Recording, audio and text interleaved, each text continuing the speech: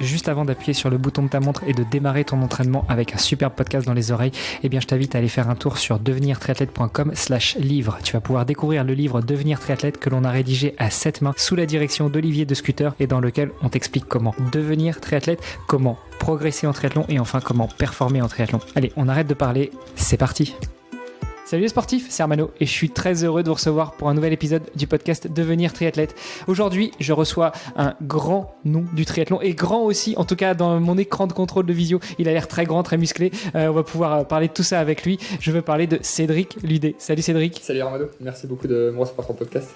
Je t'en prie. C'est vrai qu'en visio, tu fais un peu peur en fait. Je me dis que si j'étais à côté de toi... Je pas trop, mais grand, ouais. Je pense que sur la ligne de départ, à chaque fois, je dois être le plus grand. 1m98, ouais. C'est pas trop grand ça pour faire du triathlon ? Non, il y en a qui disent que c'est de la triche parce que ça m'aide en natte, ça m'aide à pied, j'ai des plus grands segments à vélo, mais bon, ça passe. Ouais, c'est vrai que quand toi tu mets un coup de jambe, en fait moi je dois en mettre 4 ou 5, déjà parce que toi tu sais bien nager, et puis moi parce que je fais 40 cm de moins que toi. Ouais. Ah non, 30, allez. Bon écoute, on n'est pas là pour parler de taille, on est plutôt là pour parler de toi, pour parler de ta pratique du triathlon et de ce que tu fais à côté. Alors la première question elle est toute simple, je te demande qui est Cédric Ludet ? Dis-nous tout. Yes. Donc Cédric Ludet, j'ai 27 ans, j'habite en région parisienne à côté de Versailles et je suis ingénieur aéronautique dans la vie. Et donc en parallèle, moi je fais un peu de triathlon. J'ai commencé... Un peu, quelle modestie. Ouais, mais c'est pas mon job, hein. Et ça reste comme un loisir qui prend de plus en plus de temps et qui devient de plus en plus sérieux. Mais ça va faire 8 ans que je fais du triathlon. J'ai commencé à Versailles Triathlon et j'y suis toujours. Voilà, j'ai fait beaucoup de sports autres avant, des sports co, des sports individuels. Mais je me suis mis sur le triathlon un peu sur le tard, du coup à 19 ans. Et depuis, j'ai pas lâché et je continue de plus en plus, quoi. Alors, qu'est-ce qui fait qu'un sportif qui fait pas du triathlon se met au triathlon ? Est-ce que tu as commencé par être un nageur ? Est-ce que tu as commencé par être un cycliste ? Est-ce que tu as commencé par être un coureur ou pas du tout ? Tu t'es décidé un jour à pousser les portes d'un club et à tester le triathlon et donc ces trois sports ? Aucun des trois et un peu des trois. En fait, je cours un peu, mais je faisais peut-être un footing par Tu serais semaine. pas un peu normand, toi ? Non, c'est pas ça ? Non, mais je courais un tout petit peu et j'avais fait 1 ou 2 10 km avant, quoi. Au lycée, je nageais un peu, je nageais 2 fois 1 heure par semaine. Mais c'était pas du tout mon objectif compète. Et je faisais du VTT avec mon père le week-end, quoi. Mais on faisait 2 heures max. Et un jour, je me suis dit, en école d'ingé, je fais les 3. Je pense que je suis pas trop mauvais en endurance. Je vais commencer à essayer. Je me suis licencié à Versailles. Et c'est là que le déclic s'est fait. Alors attends, parce que tu as été trop vite là. Tu t'es dit, tiens, je suis pas trop mauvais, je vais essayer les 3. Tu pousses la porte du club. Comment ça se passe ? Comment tu commences ? Est-ce que tu commences à mettre beaucoup plus de natation, beaucoup plus de course à pied, beaucoup plus de vélo ? Tu découvres un peu Non. Au début, en fait, je faisais ça au feeling. Je suivais les entraînements de club. Mais quand je faisais une semaine à 6-7 heures d'entraînement, je me disais, putain, c'est énorme. Je suis déjà crevé. J'étais en école d'ingé aussi au parallèle. Donc j'avais un peu de travail quand même. Et je l'ai repris comme ça. Je me suis fait des potes au club. Et au fur et à mesure, on se prend en jeu. Je faisais des S au début, j'ai fait mon premier M. En 2018, j'ai dû faire mon premier half, vélo de route et tout. Et au fur et à mesure de s'équiper, prendre du matos, les entraînements avec les copains, voilà, c'est devenu mon mode de vie. Ouais, forcément, du coup, tu as eu beaucoup plus de cercles d'amis, de proches dans le triathlon qu'ailleurs, ou tu as toujours un équilibre entre les amis proches d'avant le triathlon, les amis triathlon, et puis le cercle professionnel ? Ouais, c'est un peu ça. J'ai toujours mes potes d'école et tout. Ils sont un peu sportifs, mais pas trop dans la sphère triathlon. Et maintenant, j'ai une bonne bande de potes autour du triathlon avec qui je m'entraîne dans le coin. Ce qui me soulage quand même pas mal aussi de charge mentale, de ne pas avoir tout le temps m'entraîner tout seul. Ça fait un peu ce que j'appelle, c'est pas des sparring partenaires, mais c'est vraiment cool de pouvoir s'entraîner en groupe et d'avoir, je dirais, ces deux sphères-là. La sphère, je dirais, privée avec des potes qui parlent pas trop de triathlon, le boulot, et après la sphère vraiment triathlon, quoi. Et au boulot, non, t'as pas réussi à trouver des triathlètes ? Parce que ça devient de plus en plus de mainstream. Si, on a une section triathlon au bureau, donc ouais, même à la pause déj le midi, j'ai toujours quelqu'un pour faire le footing ou la séance.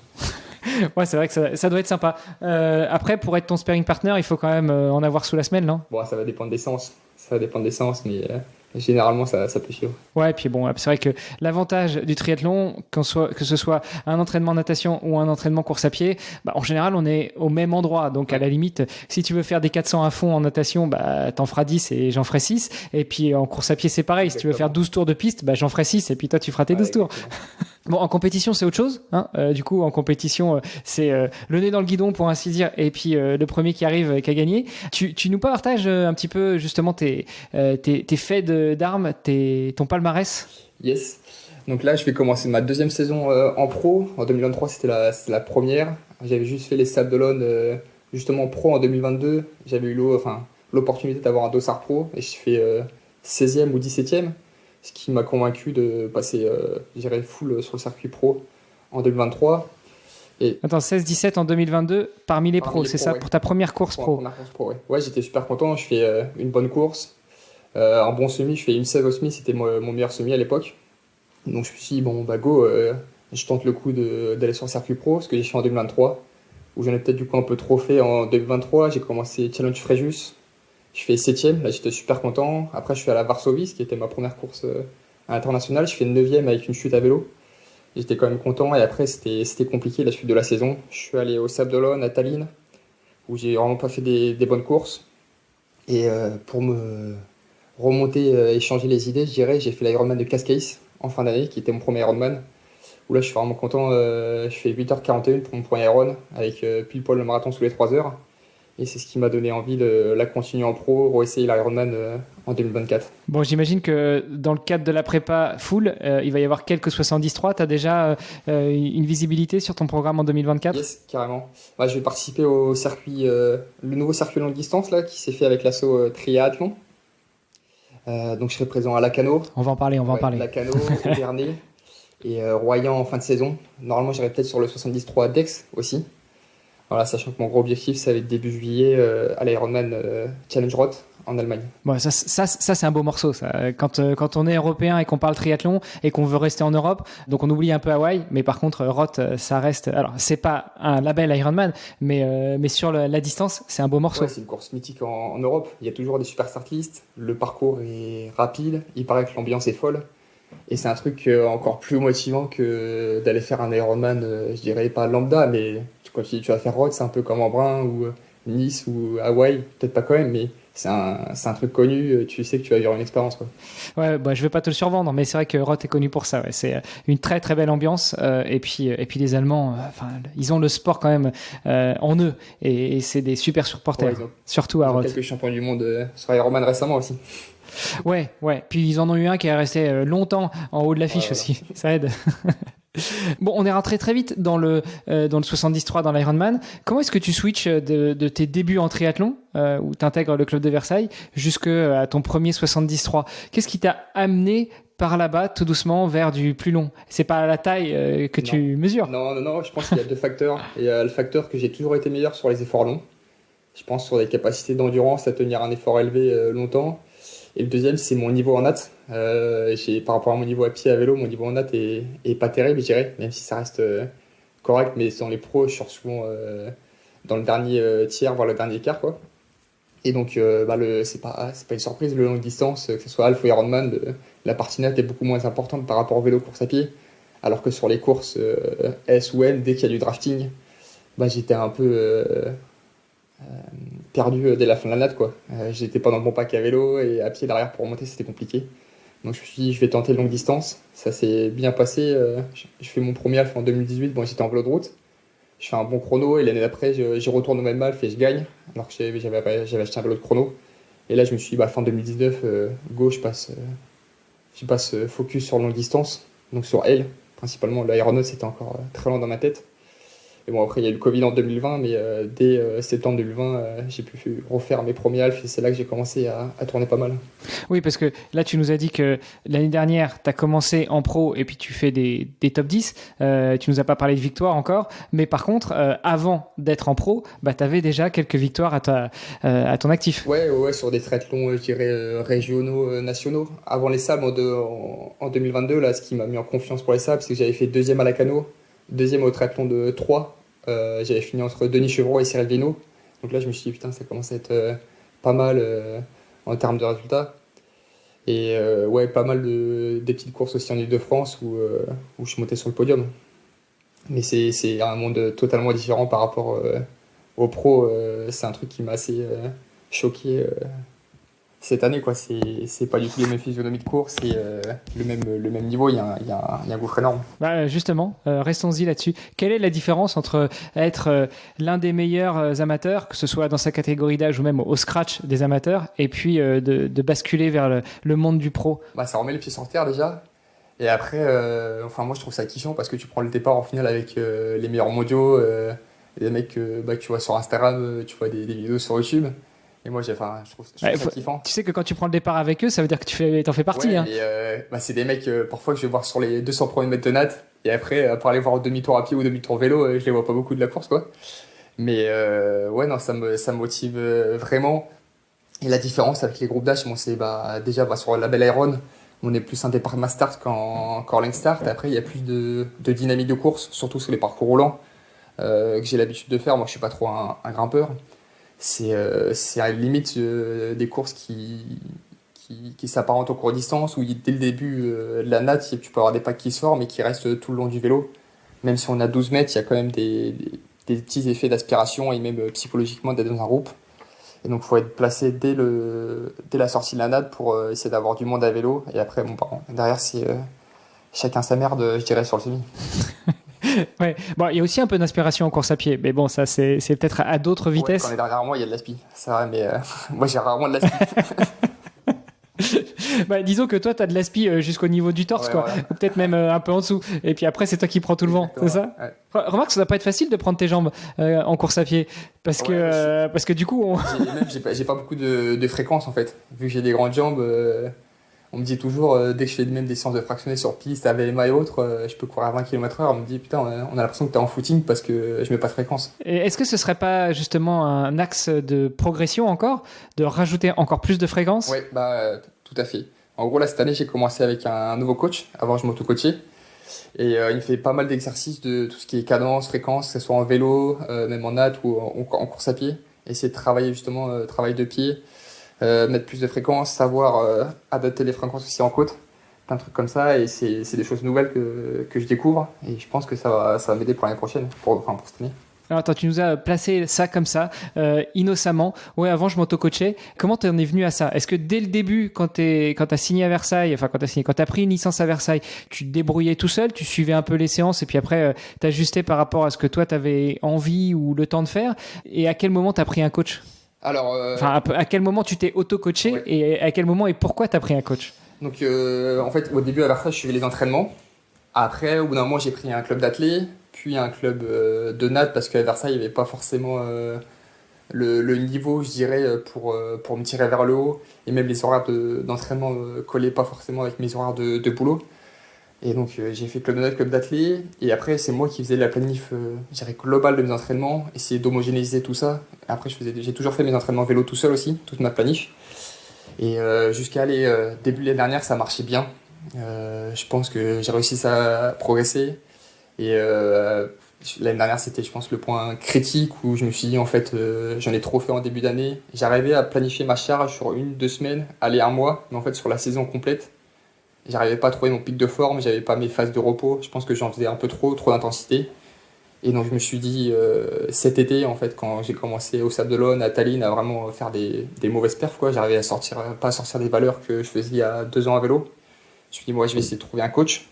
Et donc, j'ai commencé avec mon coach après l'Ironman, après ma coupure, donc depuis novembre, là. Tu as jeté ton dévolu sur quel coach? Sur Romain Lieu, qui est de la team Multriman, donc qui entraîne aussi Jeanne Collomb, Yvan Jarige, et depuis cette année, Audrey Merle. Bon, des beaux noms qu'on a déjà eu dans le podcast. Alors, pas tous, mais quelques-uns. Ouais. Et ça se passe super bien, le film passe bien, je suis content de ce qu'on fait à l'entraînement, et même moi, je vois les progrès. Et j'arrive à passer des bonnes semaines sans être fatigué, alors qu'avant, je pense que je faisais beaucoup trop d'intensité.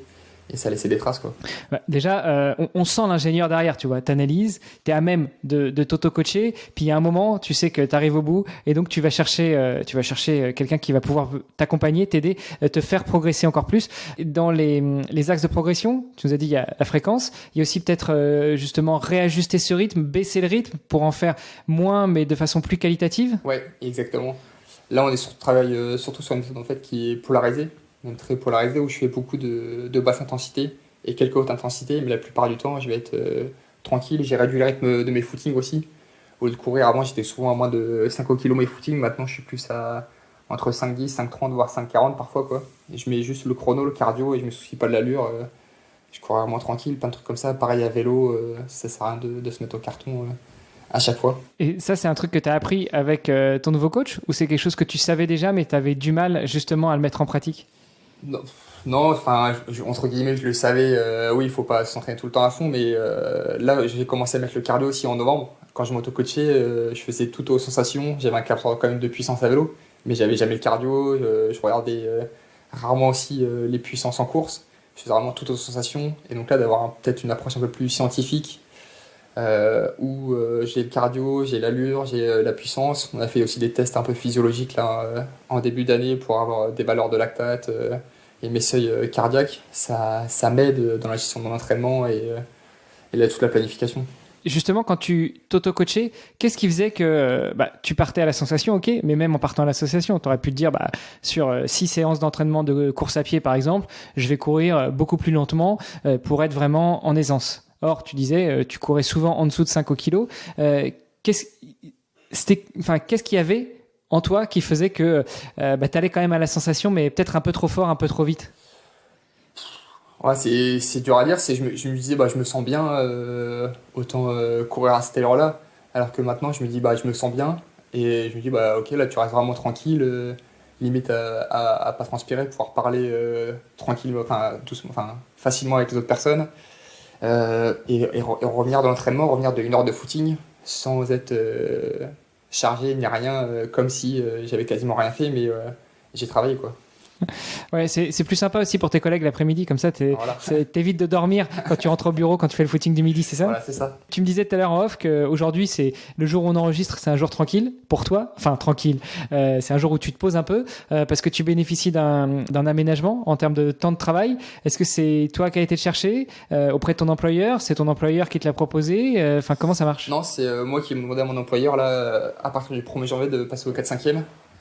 Donc en gros, je travaille du lundi au vendredi comme tout le monde, j'ai un contrat cadre. Et donc j'ai pris mon mercredi en off, ce qu'on a conclu avec l'ingénieur, avec mon coach qui était le mieux. Ça me permet de faire lundi, mardi tranquille après le week-end, refaire une bonne journée de mercredi, jeudi, vendredi enchaîné et après un gros week-end. Euh, et donc ouais, ça me permet vraiment de dégager du temps, ça me permet aussi de caler des rendez-vous là, comme le podcast, ou d'aller voir des partenaires, d'aller faire des rendez-vous médicaux. Chose que je faisais avant sur la pause déj, le soir, qui me faisait donc sauter un entraînement, et c'était tout en le rush. Et là, moi, ça me permet de me poser, faire les choses plus tranquillement et surtout avoir un peu de recul. Bon, est-ce que du coup ton employeur est un de tes sponsors, c'est-à-dire que tu es à 4/5e mais tu es payé à temps plein ou du coup tu rognes un peu sur tes Non, je revenus? suis payé 4/5e aussi, congé 4/5e. Il n'y a pas eu de négociation là-dessus, mais je suis en relation avec la communication là, interne de ma boîte pour essayer de faire quelque chose, un article ou voir ce qu'on peut faire. Ouais. Mais jamais je serais payé, je pense, à 100%, pour travailler à 80%. Non, non, non. Malheureusement. Du coup, tu compenses cette perte de salaire avec des partenaires, avec des sponsors qui, j'imagine, t'accompagnent aussi pour la construction de ta saison et les dépenses que tu vas avoir sur ta saison? Ouais, alors j'ai commencé à avoir des partenaires du coup en 2020 là, quand je me suis vraiment sur le tri. Jusqu'ici, c'était surtout du matériel, j'avais des roues, la nutrition, tout ce qui est études posturales, casque, tenue vélo et tout. Et donc cette année-là, je commence à avoir un peu de financier. Donc c'est pas énorme, mais moi ça me permet un peu de soulager les frais de ma saison et la perte de salaire. Après, je cours pas non plus à fond derrière. Je suis conscient que je suis pas, je dirais, le top niveau français encore, donc j'ai encore mes preuves à faire. Mais là, je vais essayer aussi cette année, notamment avec le circuit national, là, d'aller chercher quelques primes. Là-dessus, je pense que ça peut être intéressant. Et on va voir ce que ça donne. Je ferai le bilan en fin de saison, bilan financier, voir si le 4/5e a été entre guillemets rentable. Ouais, parce que tu as toujours la possibilité de négocier avec ton employeur si finalement ça n'a pas été si rentable que ça, de revenir à un temps plein d'ici quelques temps? Ouais, j'ai signé un avenant de contrat de 1 an. Donc si je vois que ça marche pas, je peux revenir en arrière. Mais enfin, vu comment c'est parti, je pense pas que ça sera le cas. Euh, je vois que c'est vraiment avantageux, que ça me dégage énormément de temps pour m'entraîner, mais moi, charge mentale, c'est mieux. Je peux dormir déjà plus tard le mercredi que les petits trucs comme ça qui jouent en la faveur du 4/5e. Je pourrais même plus tard peut-être passer 3/5e, voire mi-temps, Mais ça, c'est vraiment si ça marche bien en tri, quoi. Ouais, tu disais, c'est des petits trucs qui t'aident bien, mais finalement, ce sont ces petits trucs, le sommeil, la charge mentale, mieux placer les entraînements, ne pas, là on revient un peu sur la charge mentale, mais ne pas te prendre la tête pour tout placer au chausse-pied, voire même faire sauter des entraînements. Ça fait partie aussi des éléments de la performance dans ta progression pour le triathlon. Ouais, je suis persuadé, moi, que la performance, c'est un tout. Tu peux être le meilleur entraînement, mais derrière, si tu dors mal, si tu manges mal, si tu es tout le temps stressé entre les entraînements, ça va pas le faire. Et c'est un truc que l'hiver dernier, j'ai travaillé avec un préparateur mental là-dessus, parce que justement, j'étais un peu stressé, même que ce soit avant les courses, ou c'était tout le temps là un peu le rush. Le soir, je me dépêchais à l'entraînement pour après le boulot, parce que je voulais pas partir trop tôt non plus du boulot. Le soir, je me dépêchais de rentrer, j'avais quand même ma copine, même si elle est sportive, qui était à la maison, je vais pas rentrer trop tard. Le midi, pareil, à la pause déj. Les footings ils étaient un peu chronométrés parce que si j'ai une réunion à 14h, faut pas que je traîne trop à la douche, à la cantine derrière, des trucs comme ça, quoi. Donc toujours un peu stressé. Et avec le préparateur mental, il m'a appris justement à avoir du recul, mieux gérer les choses, mieux gérer son emploi du temps, plein de choses comme ça, des techniques de relaxation qui font que maintenant je maîtrise je dirais mieux le sujet et mieux mon emploi du temps. Bon, tu as le droit de citer le nom de ton préparateur mental, hein, si tu veux. Tu peux lui rendre hommage. Il s'appelle William Dedon. Justement, il vient de commencer là. En gros, moi je lui servais pas de cobaye, mais il faisait sa formation. Et donc, pour sa formation, il avait besoin d'athlètes entre guillemets de haut niveau, même si je suis pas haut niveau, comme on l'appelle au titre du gouvernement. Et donc, disons que tu n'es pas listé pour l'instant sur les listes ministérielles. Je suis jamais listé en longue distance, on peut pas être. Je pense pas qu'on peut être listé vu que c'est pas sport olympique, mais après je dis peut-être des bêtises, je m'y connais pas trop là-dessus. Et en gros, il faisait sa formation, il m'a gentiment proposé de m'accompagner tout l'hiver en fait gratuitement pour lui sa formation. Et derrière, il avait les formateurs qui lui disaient quoi faire avec moi, si c'était bien ou pas, qu'il fasse pas n'importe quoi quand même. Et ça s'est super bien passé, il avait habité à côté de chez moi. Et on a fait ça pendant 3-4 mois, je pense. Et ça m'a vraiment donné plein de petits tips, des astuces sur comment gérer dans la vie de tous les jours, mais aussi avant la course, pendant la course, après la course. Plein de choses comme ça. Qu'est-ce qui se passe si jamais je crève, comment je gère mon stress, comment faire monter mon rythme cardiaque avant la course, des exercices de respiration, plein de trucs utiles comme ça. Ouais, c'est pas mal ça. Même comment savoir monter son rythme cardiaque juste avec des techniques de préparation mentale et pas forcément en s'écharpant, en s'échauffant comme un bourrin en courant ou en faisant du vélo avant le départ. Ouais, voilà, mais tout en gardant un niveau de relaxation aussi suffisant pour pas être hyper tendu. C'était vraiment intéressant. C'est des trucs que je connaissais pas du tout avant. Ouais, donc ça rentre dans les paramètres de performance. Tu parlais de la nutrition aussi tout à l'heure. Tu portes une attention particulière à ton alimentation. T'es accompagné là-dessus ou tu t'auto-coaches aussi? Non, je m'auto-coach. Je me fais à manger moi-même. Je suis pas accompagné. Alors, pour la vie de tous les jours. Après, je fais pas forcément gaffe à ce que je mange, mais je suis pas quelqu'un qui mange non plus de trucs trop gras. Je vais rarement fast-food et tout. Mais de toute façon, j'ai bien vu pendant un moment quand j'ai essayé de manger, je dirais plus healthy ou un peu moins, en fait ça marche pas. Je suis obligé de manger énormément, prendre mon goûter au taf, avant la nage, sinon derrière je suis pas bien aux séances. Là en ce moment c'est surtout l'hiver, c'est essayer de manger pas le plus possible, mais ne jamais avoir faim, ne jamais avoir cette sensation d'y pour l'entraînement, parce que je pense que c'est encore pire que je dirais de faire attention, de vouloir perdre, d'être plus léger. En gros, je préfère à la limite avoir 1 kilo en trop et de me sentir bien à l'entraînement que d'être tout le temps en hypo parce que j'ai voulu perdre 1 kilo et avoir froid en natte dans le bassin. Donc je fais vraiment pas trop attention, mais j'essaie de manger quand même équilibré, des protéines, des légumes, des pâtes, du riz, voilà quoi. Ça, c'est des tips super intéressants que tu donnes, notamment à ce que tu peux ressentir quand t'es, je dirais pas malnutri, mais quand tu t'es pas alimenté suffisamment. Je pense que c'est des symptômes qu'on a tous et toutes rencontrés un jour à l'entraînement. Tu parles d'avoir froid dans l'eau. Bah ouais, t'as beau nager tout le temps dans la même piscine, la température de l'eau elle est tout le temps pareille, mais sauf qu'il y a des moments, si t'as pas assez mangé, je rentrerai pas dans le débat des glucides, pas des glucides, etc. Mais finalement, si t'es déjà un petit peu affamé et que tu te mets dans l'eau, tu vas cramer un nombre de calories impressionnant et c'est là que finalement tu peux soit faire un entraînement qui sera pas efficace, soit vraiment prendre un risque aussi pour ta santé. Bah ouais, exactement. Après tu traînes une fatigue inutile derrière parce que le corps il va compenser. tu peux aussi te blesser quand tu fais ça souvent. Donc maintenant, je prends pas, entre guillemets, je prenais pas de risque avant, mais je prends plus aucun risque là. Même si j'ai pas une heure d'entraînement, je vais toujours avoir un gel avec moi, de l'eau, une boisson ISO pour compenser les pertes, que ce soit en glucides, mais aussi en sodium. Et ça, tu gères un peu comme tu gérais tes entraînements, c'est-à-dire à la sensation, où tu t'es fixé, enfin, tu as déjà fait cette phase de test and learn en tant qu'ingénieur, tu as déjà testé différentes combinaisons, différents moments d'alimentation, différentes fréquences d'alimentation, ou tu apprends au fur et à mesure?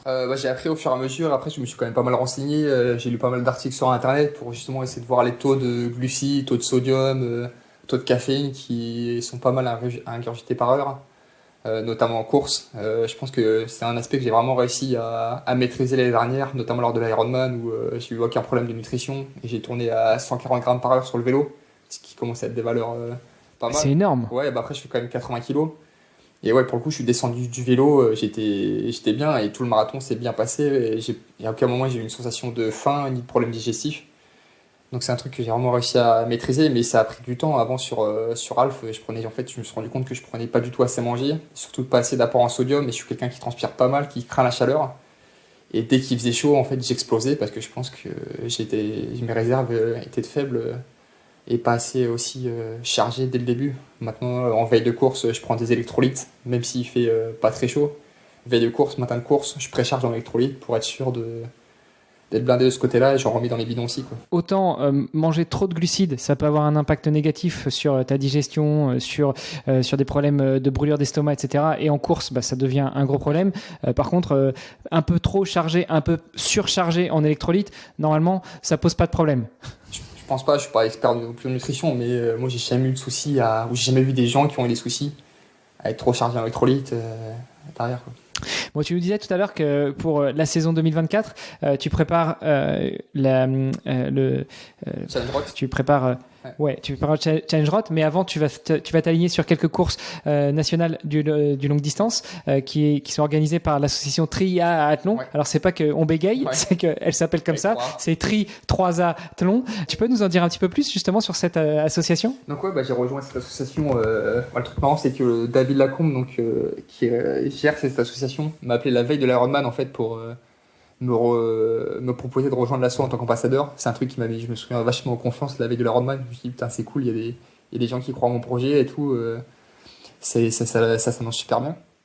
Et donc l'asso triathlon, c'est vraiment le but, c'est de promouvoir le triathlon français et les triathlètes français. En les aidant, que ce soit avec des partenaires, sur des soins médicaux, même sur tout ce qui est communication. Mais aussi, il y a toute l'organisation du circuit national longue distance là, qui est nouveau. Donc réservé aux pros pour le moment, mais ça devrait être ouvert au groupe d'âge plus tard. Où c'est en fait 4 courses qui existaient déjà avant. Lacanau, Aubernais, Montauban et Royan, c'est la dernière. Qui vont servir en fait de support à ce circuit-là. Et à la fin, il y aura un classement général avec un prize money. Le but, ça ne va pas s'adresser évidemment, je dirais, au top triathlète français. On verra pas, je pense, Sam Ledlow ou Léon Chevalier sur ce circuit-là, ou peut-être à Royan, qui est en fait la finale et je dirais la plus grosse course du circuit. Mais c'est un peu comme des triathlètes comme moi, des néo-pros ou des pros qui cherchent encore à monter plus haut, justement de permettre de se développer, d'avoir des courses avec des beaux plateaux en France et pas forcément avoir à aller à l'étranger.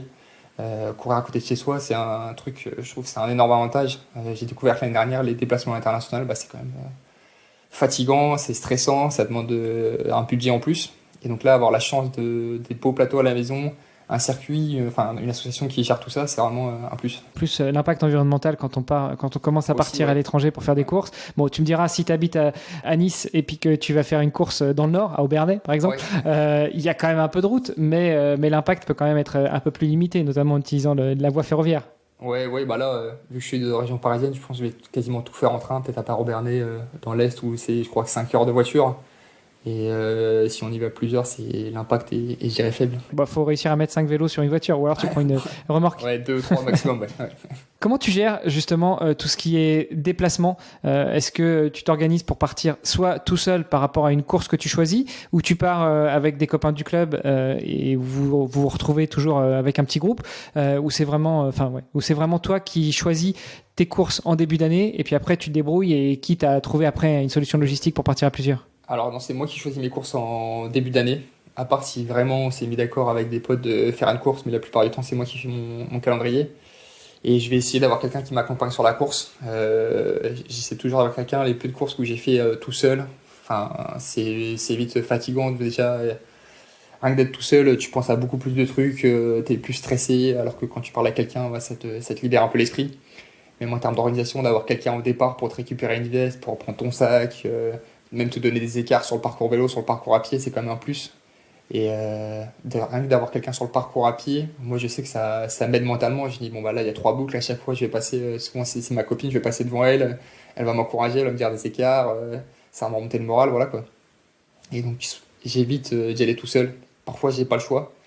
Et c'est là que je perds le moins. Mais dès que je peux avoir un pote ou ma copine qui m'accompagne, on y va quoi. Qu'est-ce que tu y trouves justement dans cet accompagnement, au-delà du fait que tu puisses échanger, discuter et puis que ça te remonte un peu le moral, mais est-ce qu'il y a autre chose derrière? Est-ce qu'il y a un petit plus, un petit un petit supplément d'âme que ça va t'apporter? Bah ouais, carrément. Je me dis, bah il y a des gens qui ont fait le déplacement pour moi. Enfin, ils sacrifient pas leur week-end pour moi, mais ils viennent m'accompagner sur la course. Je vais déjà pas essayer de pas les décevoir. Je vais faire mon maximum. C'est plein de trucs. C'est clairement un supplément d'âme pour moi de savoir qu'il y a des gens qui sont derrière moi. Et généralement aussi, ma copine essaie en fait de faire un peu une espèce de, pas de live sur Instagram, mais de mettre un peu des stories pour que les gens puissent suivre la course. Et je sais que souvent mes potes qui suivent pas forcément le triathlon aiment bien et puis peuvent suivre la course. Et c'est un truc qui mentalement m'aide. Je me dis, bon, bah, il y a des gens qui me suivent, continue et tout, ça se passe bien. Et j'aime bien un peu transmettre aussi mon aventure aux gens, quoi. Quel impact justement que ta conjointe, ta concubine partage un petit peu ces moments-là avec toi? Déjà, est-ce que vous vous entraînez ensemble ou est-ce qu'elle fait un sport complètement différent? Et puis, ça t'apporte quoi en fait? Aussi bien l'entraînement que en compétition, de savoir que tu as ce soutien? Bah, c'est top. En fait, elle fait aussi du triathlon. Donc à la base, elle fait de l'athlé, elle s'est mis bien en vélo. Bon, elle nage toujours pas, mais le peu qu'elle nage, ça suffit pour faire quelques triathlons dans l'année. Mais du coup, c'est top. On peut courir ensemble, on peut rouler ensemble. Nos vacances aussi sont souvent orientées autour du sport pour aller rouler, faire de la rando, des trucs comme ça. Et c'est vraiment un plus, même dans la vie de tous les jours, d'avoir quelqu'un qui est compréhensif, parce que c'est quand même, je pense, pas facile. Là, je suis passé avec le 4-5e et le nouveau coach, je fais un peu plus de 20 heures par semaine. Donc c'est clair que souvent le midi, enfin et tous les soirs, je vais m'entraîner, je suis à la piscine, je rentre pas forcément tôt après le boulot. C'est un truc, je pense qu'une personne entre guillemets normale qui fait pas de sport aurait du mal à comprendre. Et donc là même de pouvoir partager dans un entraînements avec elle, partager des courses aussi, c'est top. Bon, c'est toi qui l'as mise un petit peu au tri ou elle y est venue toute seule? Non, c'est plutôt moi qui l'ai mis au tri, on s'est rencontrés au club d'athlé, elle faisait déjà un peu de vélo. Et au fur et à mesure, ouais, je lui ai fait mettre une combi et une trifonction et c'est parti. C'est beau le sport, hein. Ça permet de faire des belles rencontres, hein. Ouais. Pas que amicales. Enfin, Voilà. amical plus quoi, plus si affinité. Ouais, non, mais non, c'est clair. Super. Et écoute, le podcast s'appelle Devenir triathlète. Toi qui fais du triathlon depuis pas si longtemps que ça, finalement, comment tu répondrais à la question comment devenir triathlète? Ouais, je dirais c'est déjà avoir du temps libre. Non, Et 3 fois plus que dans les autres sports? non, mais je trouve que c'est vraiment un challenge. Triathlon, enfin, moi je vois ça un peu comme ça. L'Ironman ou les premiers Alpha Ironman quand je les ai fait, je voyais ça comme un challenge. C'est quand même une aventure. Tu pars pour des courses qui vont faire aller 4-5 heures pour un half, voire plus. C'est un Ironman, ça va de 8 heures les meilleurs jusqu'à 15 heures, 16 heures les moins bons. C'est quand même un effort atypique. Et il y a des gens qui nous prennent un peu pour des extraterrestres, mais moi je trouve ça vraiment incroyable. Tu fais 3 sports qui en soi ont un peu rien à voir, mais ça reste des capacités d'endurance. La diversité de l'entraînement. Et je pense que devenir triathlète, c'est pas forcément être à fond dans les 3, mais se dire ok, je me lance le challenge faire du triathlon, c'est un challenge sportif, mais aussi je dirais d'organisation dans la vie de tous les jours. être capable de s'organiser pour s'entraîner dans les trois sports et réussir à finir son triathlon. Peu importe que ça soit un S, un découverte ou un Ironman. Ouais, on parle d'Ironman d'ailleurs. Là, tu vas continuer la saison 2024 en tant que pro. C'est bien sur Half que sur Full. Enfin, peut-être pas cette année sur Full parce que tu iras sur Roth, mais je veux dire, dans le label Ironman. Il y a une catégorie pro aussi là-bas. Ouais. Est-ce que tu as des velléités d'aller toucher le sable noir d'Hawaï d'ici quelques années en tant que pro? Alors, je dirais pas non, mais après, il y a deux trucs. Déjà, se qualifier en pro, c'est quand même chaud. L'année dernière, on a eu la chance d'avoir beaucoup de Français à Nice, ou même il y a 2 ans à Hawaï, beaucoup de Français, mais les années d'avant, il y en avait un ou deux et c'était le grand max. Et même après, à Hawaï, ça me fait un peu peur parce que j'aime vraiment pas la chaleur. Bon, ça va un peu mieux depuis cette année, puis j'ai travaillé, mais je me dis, putain, je vais aller faire une course là-bas, c'est de la pression qui quand même, parce que bon, c'est les championnats du monde, ça demande un budget pour y aller. Et je me dis, ouais, aller faire une course où je suis pas sûr de réussir parce qu'il va faire chaud, ça va être un bourbier. C'est pas un truc qui me vend forcément du rêve au final à Hawaï. Tu vois, je préfère aller faire Roth ou Embrun ou des courses où je vais prendre du plaisir. Je me dis, putain, c'est cool et tout, que Hawaï, certes, l'ambiance doit être folle, c'est les championnats du monde, t'as tout le monde qui s'entraîne là-bas la semaine avant, les paysages sont beaux au milieu des champs de lave, mais ça me vend moins du rêve que d'autres courses. Ouais, tu sais que tu peux te qualifier, mais pas forcément aller à Hawaï. Hein. Une année sur deux, Ouais, c'est Hawaï et l'Océanie, ça. oui, aussi. Mais bon, je trouve ça moche de se qualifier à Hawaï en pro et Et d'aller à Nice. pas moche, mais dommage. Enfin, c'est comme une opportunité énorme. Tu te qualifies une fois, t'es pas sûr de te requalifier derrière, faut y aller quoi. Ouais. Non, je disais pas refuser la qualif, mais justement choisir la bonne année où tu auras peut-être la chance d'aller faire les championnats du monde d'Ironman à Nice et non pas à Hawaï. Bon, fais gaffe parce qu'il y a les filles aussi en alternance, hein, donc choisis la bonne année. Hein. Ouais, bah ouais. Mais bon, sinon, il va falloir faire pousser les cheveux. Si j'étais à ce niveau de pouvoir choisir l'année où je me qualifie, ça serait beau, mais là déjà, on va essayer de faire une bonne perf sur Ironman et on verra quelle année ça tombe quoi. Tu glissais tout à l'heure que cette année, tu as travaillé sur l'acclimatation à la chaleur. Comment on travaille ça?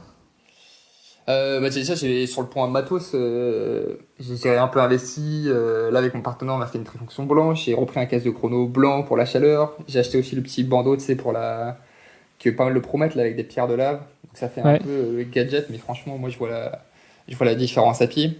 Et après, sur tout ce qui est l'aspect nutrition, les doses en électrolytes derrière. Et aussi, avant, quand il faisait chaud, j'avais tendance peut-être à un peu diminuer l'entraînement ou éviter de m'entraîner dehors quand il faisait chaud, alors que l'été dernier, il faisait chaud, j'allais quand même faire ma séance. Donc je prenais bien de l'eau avec moi, tout ce qu'il faut en nutrition. Mais vraiment, je me forçais à aller m'entraîner dehors quand il faisait chaud. Et mais pareil, faire de l'home trainer aussi, des séances plus longues, où forcément on avait vite plus chaud en home trainer. Alors je faisais pas comme certains font, se mettre en kawaii dans la salle de bain avec le chauffage à fond et l'eau chaude, hein, mais j'ai essayé vraiment de m'acclimater comme je pouvais à des conditions chaudes, sachant que quand je dis conditions chaudes, c'est pas Hawaï, c'est au maximum la canicule qu'on va avoir en France. Ouais, fais attention, hein, ça commence à remonter hein, avec les problèmes du climat. À mon avis, bientôt, on sera pas loin d'Hawaï. Ouais, peut-être pas quand même parce que c'est humide aussi là-bas, mais ouais. Après, de toute façon, dès qu'il va faire super chaud sur une course, j'évite, mais je trouve ça même contre-productif. Je me dis d'aller faire un half s'il commence à faire 35, 36, 37 degrés. Mauvais pour le corps, pour la récup. Tu peux te mettre dans des états minables de déshydratation et si derrière tu fais une course dans 2 semaines, c'est contre-productif. Quoi. Mais le problème, c'est que tu choisis pas en fait. Moi, je sais que j'avais accompagné un copain, enfin une bande de copains qui avait fait l'Ironman de Vitoria-Gasteiz en Espagne. Ah oui. Il y a 2 ans, c'était une vraie canicule et en fait même en tant que spectateur moi j'avais du mal à supporter, alors j'ose pas imaginer ceux qui sont sur le parcours, mais sauf que tu choisis pas en fait, tu sais que c'est potentiellement une zone où il va faire chaud, donc à moins de dire j'irai pas faire un Ironman là-bas, mais toi t'as bien été faire un Ironman à Cascais. Ouais, justement j'ai choisi Cascais parce que c'était fin de saison, fin octobre, et que je savais qu'on n'allait pas avoir 30 degrés, au final on a eu maximum 20 degrés je pense le jour de la course. Et je fais un peu mon calendrier en fonction de ça aussi. Souvent, je suis bien en début de saison en mai. Donc, c'est pour ça que là, je vais enchaîner 2 halfs en mai et début juin ici au Bernay. Et après, je fais juste Roth. Donc là, Roth, c'est un peu un truc qui me fait peur, la chaleur là-bas début juillet. Mais sinon, le reste du temps, j'essaie de viser des coins où il va faire pas trop chaud en début ou fin de saison. Et si c'est en plein milieu de la saison, juillet, août, plein été, là, je vais essayer de viser plus dans le nord, les trucs où risquent de faire plus frais. Oui. Ouais, tu sais qu'il y en a qui s'adaptent à la température en prenant des bains d'eau glacée. Ça, c'est pour s'adapter à l'eau froide. Bah, il te reste plus qu'à faire la même chose, prendre des bains d'eau bouillante. Pour investir dans un jacuzzi sur la terrasse à la maison. Ouais. C'est ça, jacuzzi, sauna, hammam. Comme ça, hammam, tu t'entraîneras pour Hawaï, c'est ça? Ouais. Tu feras du home trainer dans le hammam. C'était super sympa, Cédric. Merci pour cet échange. Bah, merci beaucoup de m'avoir reçu sur le podcast. C'était une première pour moi. J'espère que ça va plaire aux gens et je te souhaite aussi bonne continuation pour la suite du podcast. Merci. On aura peut-être la chance de se croiser un de ces quatre sur un triathlon. Moi, en tant que spectateur, parce que je ne roule plus, donc ça va être compliqué de faire du tri sans rouler, comme ta compagne qui fait du tri sans nager, mais bon, on trouvera toujours le moyen. Merci encore, Cédric. Je te souhaite une bonne continuation. À très bientôt. Merci, Rano. Salut. Ciao. Merci d'avoir écouté cet épisode jusqu'au bout. N'oubliez pas de rejoindre notre groupe Facebook pour discuter avec les invités, commenter et poser vos questions. Et Olivier et moi, nous vous répondrons dans un prochain épisode. À la semaine prochaine. Salut les sportifs.